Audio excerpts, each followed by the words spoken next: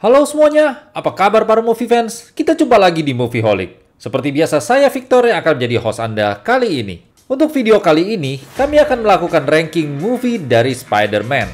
Sebelum kami memulai, saya ingin menjelaskan urutan ranking ini adalah pilihan saya. Dan saya tidak mengatakan bahwa ini adalah urutan yang harus Anda pilih juga. Karena saya yakin urutan ranking yang saya pilih akan berbeda dengan pilihan Anda, dan itu tidak apa-apa. Karena movie merupakan hal yang subjektif dan ranking ini anggaplah sesuatu yang fun dan membicarakan tentang pilihan pribadi saya tentang film-film Spider-Man. Nah, yang masuk di dalam kategori video kali ini adalah 3 film Spider-Man buatan Sam Raimi, 3 film Spider-Man dari MCU, dan 2 film Spider-Man Andrew Garfield. Dan juga ada Into Spider-Verse. Dan hanya untuk fun, saya memasukkan 2 film Venom. Karena secara teknikal mereka di dalam Spider-Verse. Jadi kita mempunyai total 11 movie. Dan tidak perlu menunggu lama, mari kita masuk ke peringkat 11, yaitu peringkat terakhir dari ranking saya. Nomor 11, Spider-Man 3. Saya menonton kembali semua film ini, dan sekitar 30 menit pertama, film ini sebenarnya cukup bagus. Kita dapat hubungan yang bagus antara Peter dengan Aunt May. Dan juga cerita origin Sandman yang cukup bagus, walaupun VFX-nya mungkin sudah terlihat ketinggalan zaman. Tetapi tidaklah terlihat buruk. Tetapi begitu masuk ke bagian kostum simbiot Spider-Man, film ini mulai menjadi buruk. Kita melihat Peter si tukang bully. Dan bagian Venom dan Eddie Brock di film ini menurut saya tidak berjalan sama sekali. Sangat buruk. Ditambah lagi bagian Harry Osborn dan MJ. Pertama-tama ada cerita klise ala telenovela di mana seseorang menjadi amnesia dan tidak bisa mengingat apa-apa. Dan scene romantis Harry dan MJ di mana mereka memasak dan berdansa yang saya sewaktu menontonnya saja seakan merasa malu. Dan sedikit kasihan kepada James Franco dan Kristen Dunst yang harus melakukan scene aneh dan memalukan tersebut. Dan belum lagi ditambah seakan menulis ulang cerita kalau Sandman adalah pembunuh Uncle Ben. Di mana semua hal-hal buruk itu benar-benar menutup hal-hal bagus yang ada di Spider-Man 3. Dan membuat film ini sangat-sangat berantakan. Oke, sekarang kita masuk ke ranking 10. Film sequel Spider-Man lainnya yaitu Amazing Spider-Man kedua. Sama seperti film Spider-Man 3, film ini ada bagian-bagian yang menurut saya sangat bagus. Hubungan chemistry dari Peter Parker dan Gwen Stacy sangat bagus di film ini. Dan akting dari Andrew Garfield sewaktu Gwen meninggal membuat hati kita juga ikutan hancur. Saya tidak membenci film ini, tetapi saya merasa banyak hal di film ini yang tidak bekerja dengan baik. Seperti bagian cerita origin Electro, ataupun dendehan Green Goblin yang membutuhkan darah magical. Belum lagi ditambah Rhino yang diperankan oleh Paul Giamatti yang sangat tidak bekerja sama sekali. Dia hanya teriak-teriak dan tertawa-tawa sangat tidak realistis. Dan di film ini, juga seakan buru-buru untuk membuat Sinister Six yang dasarnya tidak terbentuk dengan baik. Film ini juga berantakan dan tidak membuat penonton merasa peduli dan tentu saja tidak menghasilkan uang box office yang cukup sehingga pihak Sony tidak membuat film lanjutannya lagi. Nomor 9, Venom pertama. Film ini tidak akan bekerja dengan baik apabila Tom Hardy tidak bermain di film ini.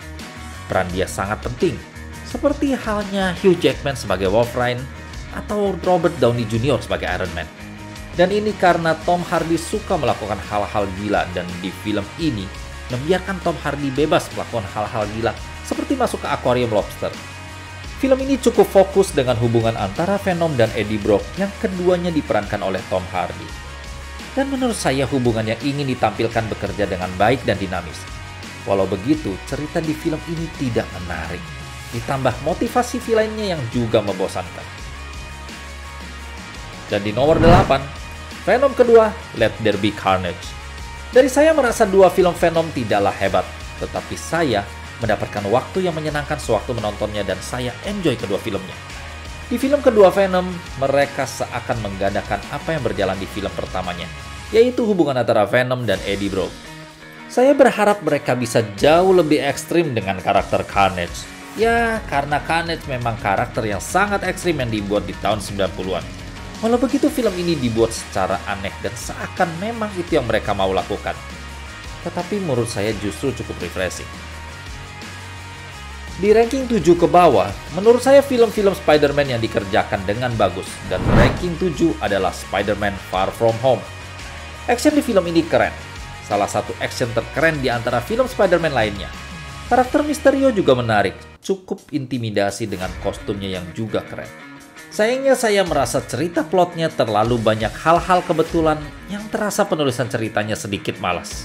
Tetapi hal yang terjadi di akhir film, sewaktu Jonah Jameson membuka identitas Spider-Man, itu merupakan sesuatu yang mengejutkan untuk para penonton dan merubah segalanya untuk Spider-Man.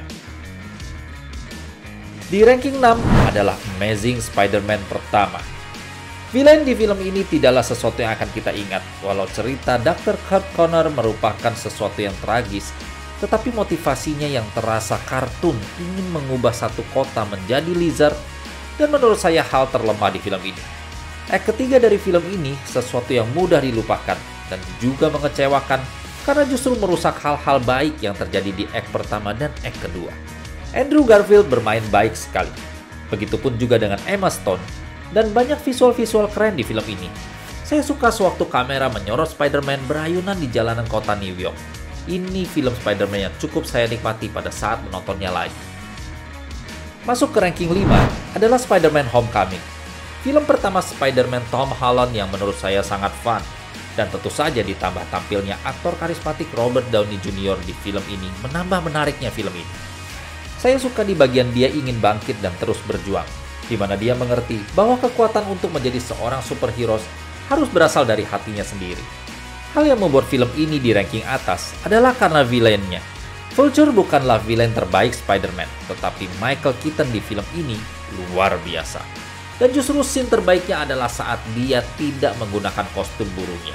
Dia terlihat menyeramkan, dan inilah yang akan kita dapati pada saat memakai aktor hebat seperti Michael Keaton. Nomor 4 adalah film yang memulai semuanya, yaitu film Spider-Man pertama buatan Sam Raimi di tahun 2002. Sewaktu saya menonton kembali film ini, saya bisa bilang film ini berasa film zaman dulu yang dibuat 20 tahun yang lalu. Ada beberapa hal yang membuat film ini terasa ketinggalan zaman. Dari pakaian sampai pengambilan gambar, VFX, dan lain-lainnya. Walaupun begitu, film ini tetap mempunyai cerita yang bagus yang menceritakan tentang perjalanan Spider-Man. Yang seakan membuktikan bahwa cerita Spider-Man yang dibuat 60 tahun yang lalu sampai sekarang tetap merupakan cerita yang luar biasa dan tidak akan pernah ketinggalan zaman. Saya menaruh film ini di ranking 4 karena saya merasa cerita origin di film ini lebih jelas dan lebih fokus dibanding film Amazing Spider-Man-nya Andrew Garfield yang fokusnya sedikit berantakan karena tambahan cerita soal Oscorp dan ayahnya. Dan seperti review saya di film No Way Home, Willem Dafoe luar biasa di film ini. Kostumnya terlihat konyol apabila kita menontonnya sekarang, tetapi penampilan aktingnya luar biasa. Bahkan sampai sekarang seperti a good fine wine. Penampilan Tobey Maguire membawa kelembutan dan juga karakter yang mudah retak ke dalam diri Peter Parker. Dan juga penampilan Rosemary Harris sebagai Aunt May, seperti adaptasi langsung dari komiknya, yang menurut saya interpretasi klasik yang hebat. Penampilan Cliff Robertson sebagai Uncle Ben juga cukup sempurna. Dan di antara semuanya yang paling hebat tentu saja J.K. Simmons sebagai Jonah Jameson, yang menurut saya salah satu casting terhebat di film superhero manapun. Dia sangat sempurna bermain sebagai Jonah Jameson. Masuk ke top 3 yang menurut saya film-film yang luar biasa. Nomor 3 dari saya adalah Into Spider-Verse. Satu-satunya film animasi dari list ini dan film dengan konsep pertama tentang multiverse. Film ini memberikan banyak fun kepada saya. Dimulai dengan pengorbanan yang mengejutkan oleh Peter Parker, tapi kita melihat versi lain dari Peter Parker yang sudah tidak fit dan seakan hanya jadi lelucon saja, di mana hal ini bisa saja berjalan dengan buruk, tetapi dieksekusi dengan baik dan berjalan dengan sempurna. Ada karakter-karakter yang karismatik dan menarik seperti Spider-Gwen, Spider-Noir, dan bahkan Spider-Ham.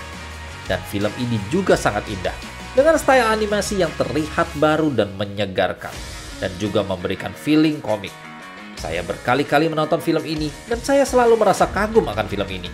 Film ini memang pantas untuk memenangkan Oscar Award sebagai film animasi terbaik. Nomor kedua adalah film yang selalu saya anggap film terbaik Spider-Man. Tetapi dari saya, sekarang turun ke nomor 2, yaitu Spider-Man 2 buatan Sam Raimi. Film ini menceritakan tentang bagaimana pengorbanan seorang superhero.